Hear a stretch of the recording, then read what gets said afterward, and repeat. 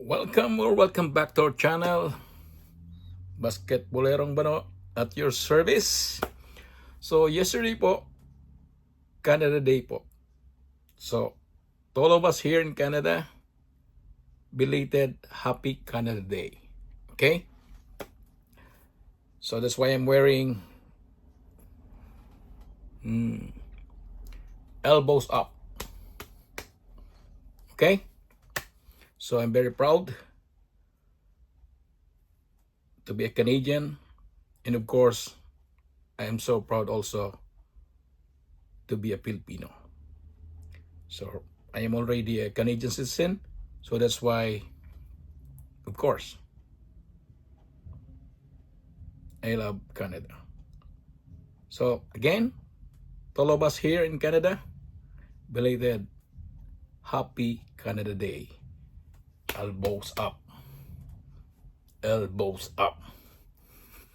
Okay, so today po, we're going to do some unboxing. I'm going to show you guys the shoe that I acquired when I'm in Japan. Okay? So, let's do it. So, dalawa pong sapatos ang nabili ko mga basketball doon sa Japan. So, Onitsuka Tiger at isa pong Jordan 1. Okay? Alin ang aking uunahin? Anyways. So, unahin ko na po ang Jordan 1. Okay? Whether you like it or not.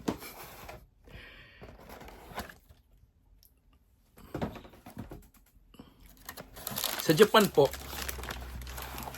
marami pong tinatawag dun na kung dito po tinatawag nating thrift store, dun po mayroon po silang tawag. Okay? So, para po siyang second hand. Okay? I forgot how they call it. So, marami po. May Bookmark, may 22 Street. So, marami po sa Tokyo, Osaka. Sa Osaka po ako nakabili nito. So, wala po akong kaplano-plano. We're just walking, me and my wife. Then, nakita po namin yung shop na yon in the mall. So, nagpapalamig po kami sa mall. Kasi po, naglakad lang po kami. So, it's quite hot. So, wala po kami kaplano-planong mag-shopping. So, nakita po namin yung thrift store. So, gusto namin magpalamig. So, we went inside. Ito po ang nakita ko. Maybe you will be surprised, mga basketball. Look at this. Okay? Di ko na po kailangan sa inyong i-describe. Okay? So, ito po ang nakuha ko doon. And, alam niyo ba kung magkano lang? It is just 125 Canadian. Okay? So, makikita mo doon, 1,250 yen. Alright? So, alisin mo lang yung dalawang zero. Then, yun na po ang value sa Canadian dollar. Okay? So, madali po siyang i-compute. Okay? Ito po. Look at this, mga basketball. So, that's why I'm so happy na nakapasok po kami doon. I'm never expected na mayroon po silang ganito. Mayroon po silang marami pong mamanier. Kaya lang po, wala po akong size. Okay? So, doon ko na-realize ang yaman pala ng mga Hapones. So, kinukuha nila ito, dinudonate o binebenta nila, of course, in a lower price. Kasi siyempre, i-resell naman nung thrift store. Siyempre, mayroon silang markup para rin kumita sila. See?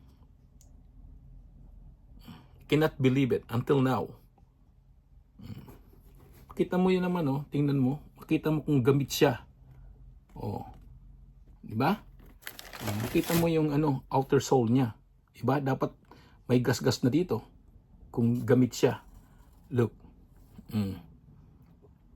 Diba?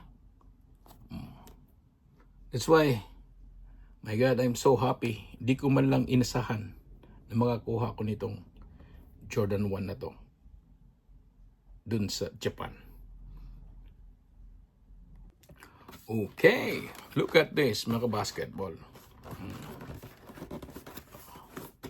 So, akala ko, hindi to na mapapashopping ka po sa Japan.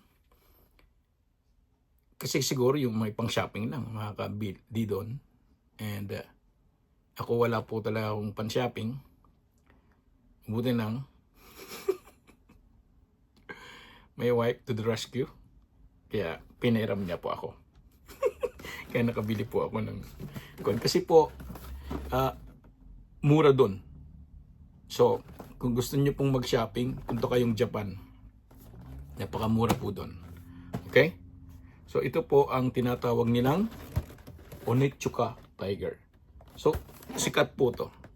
And if you will Google it, if you want to buy online, it will be very expensive. But over there, mura po. Okay? Okay, so yun ito Chika Tiger. So pinili ko po yellow kasi po ito ang pinakasikat na colorway ng Onitsuka. Oh. Kasi po ito po ang ginamit na Uma Thurman doon sa Kill Bill. Kulay yellow. So akala ko nga po ASIC gel siya. Hindi pala. Tawag po pala nito is Onitsuka Tiger. So I'm not fan of Onitsuka Tiger. Pero mahal po kasi to online. So kung nandun na po kayo sa Japan, dapat bumili na po kayo.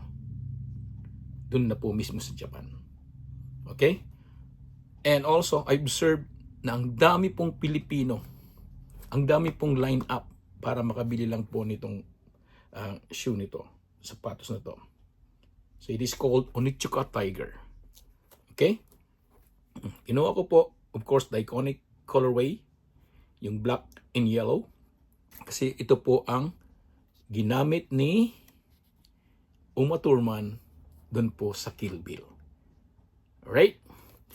Thank you very much po for watching. So aside po ng shoes, mayroon rin po doon yung may mga relo na of course I got Seiko because it's my favorite watch. So aside po sa shoes, mayroon pong mga relo doon sa talagang mura po. Alright? So thank you again guys for watching and listening.